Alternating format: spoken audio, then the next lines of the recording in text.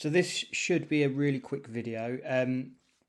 This is really simple. It's just sometimes you just need to be shown how to do it to get it. So we're going to be cropping an image in Photoshop.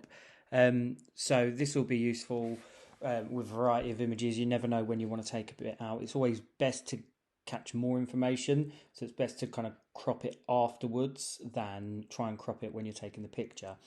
So let's say I just wanted to focus on like these three smaller leaves and the bud there.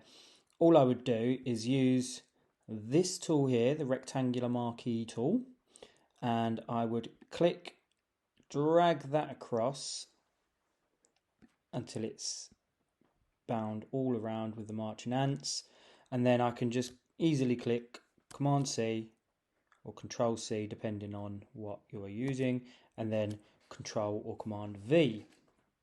I then turn this layer off and you can see it's zoomed in. The problem I would have, however, if I was to save this as a JPEG and print it, this space around here would all go white. And we don't want that. We want this to actually fill the page instead of having this white part take up most of the page. So all we would do now is go to Image, Trim, and you'll make sure your settings are just like this. So transparent pixels, trim away, top, bottom, left and right. Click OK, and there we are, nice and trimmed.